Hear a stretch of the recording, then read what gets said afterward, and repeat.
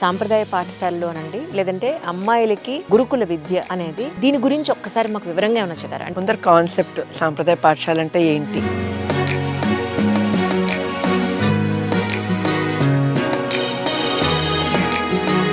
తిరుపతిలో ఫస్ట్ ఒక 10-12 మంది పిల్లలతో మొదలు పెట్టాము. అక్కడ ఏ క్లాస్ నుంచి ఏ క్లాస్ వరకు ఉందండి? ఇక్కడ తిరుపతిలో మనకి 7వ క్లాస్ నుంచి డిగ్రీ దాకా ఉంది. అక్కడ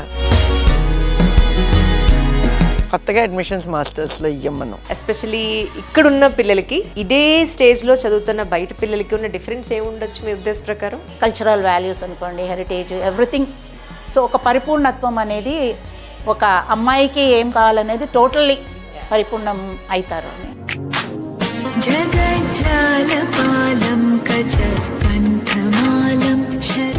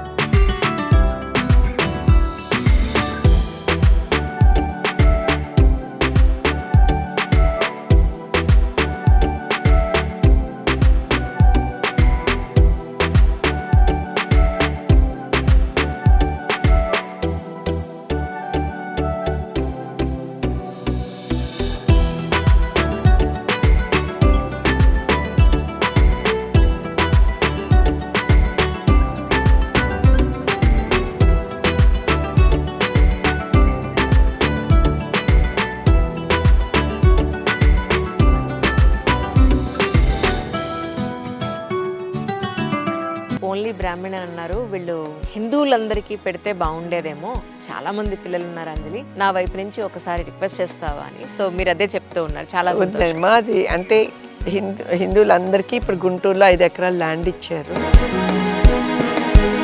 నెక్స్ట్ అకాడమిక్ ఇయర్ అంటే 26 అకాడమిక్ ఇయర్కి చేయగలుగుతామని ఆశిస్తున్నాను నేను. అంటే ఇప్పుడు ప్రస్తుతానికి హైదరాబాద్లో ఉన్న ఈ బ్రాంచ్లో మీరు ఎదుర్కొంటున్న సమస్యలు అంటే ఏంటి, మీ నీడ్స్ ఏమున్నాయనేది ఒకసారి చెప్పండి. 2 సమస్యలు మెయిన్గా ఉన్నాయి. పూర్వం మేము నాగోల్లో ఉండేవాళ్ళం. 2017లో మొదలు పెట్టాము ఇక్కడ. 10 ఏళ్ళు అయిపోతుంది. అక్కడ మాకు టీచింగ్ ఫ్యాకల్టీ ప్రాబ్లం ఉండేది కాదు.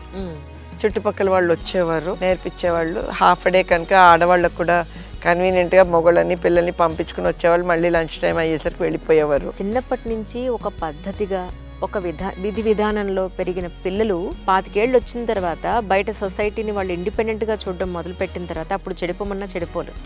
ఇన్నాళ్ళు నేను ఈ విధానంలో ఉన్నాను కదా, ఇది కదా, ఇదేంటి వీళ్ళు ఇలా ఉన్నారు అని వాళ్ళని మార్చే ప్రయత్నం అన్నా చేస్తారు. లేదా ఈ ప్రపంచం నాకు సంబంధం లేదు, నా ప్రపంచం వేరే, ఓ దండం పెట్టి వీళ్ళ విధానంలో వీళ్ళు ఉంటారు. అది ఆల్రెడీ వచ్చింది మా పిల్లల్లో. వాళ్ళు బయట ఎగ్జామ్ రాయడానికి వెళ్తారు ఎగ్జామ్ సెంటర్స్కి. అక్కడ పేపర్ వీళ్ళది ఇయ్యమని అడుగుతారట. కొంతమంది కాపీ చేయడానికి దానికి అంటాను. వీళ్ళకి ఇదేంటి ఇలా అడుగుతున్నారు అన్నది ఒకటి వస్తుంది.